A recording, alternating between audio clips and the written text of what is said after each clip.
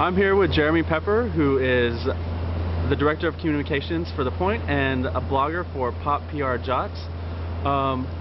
Jeremy, you have been the contrarian blogger for the PR industry.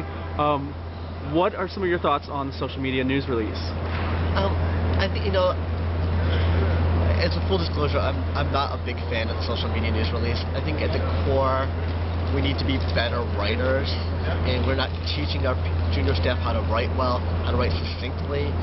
And then there's also these corporations that get into the mode of shooting out a press release for every time somebody scratches their elbow. So we need to get back into putting out press releases when they're actually real news releases. But as a side note, I am going to start using the social media news release for people that want to use The Point and send out their own press releases. I'm going to give them the choice of either traditional press release or social media news release, whichever one they want to use it, and I'll make it like a PR in a box, fill in the blanks. I do see value with it. I know people that do use it and use it very successfully.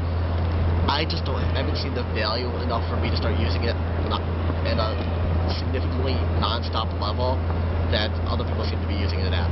But if you're using it, doesn't that mean that you see some value in it? It's more that I'm giving people freedom of choice. If they want to use a traditional release or a social media release, whichever one they want to use, let them use it. I'm offering the community at The Point the option to use one or the other. It's one of the things I'm working on that I need to finish up, and I'll shoot it off to Todd and make him feel good about it.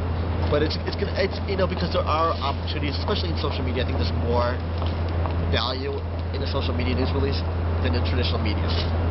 So you mentioned a lot of corporations getting bit in the butt by advice from experts. What kind of advice could you offer to the Blog Council to become a successful organization? I'm sort of conflicted on the Blog Council. On the base level, I think it's a great idea.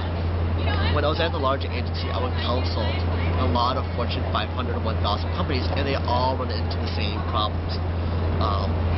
Worrying about their employees blogging without approval and saying the wrong thing, best practices for launching corporate social media strategy. So by them getting together and talking about it behind closed doors, I think that's a great idea. However, I think it's a little weird that they didn't invite any of the PR firms to be part of that conversation, because a lot of us do work very closely with our internal counterparts and our partners there. And it needs to be at a level of true altruism. And I think right now, there's a split. Why is this being done? It's like the old line, who benefits? Well, whenever there's somebody that benefits from something, you gotta wonder what the true meaning is, the true reason behind it is. Okay, thank you very much, Jeremy. Thanks so much.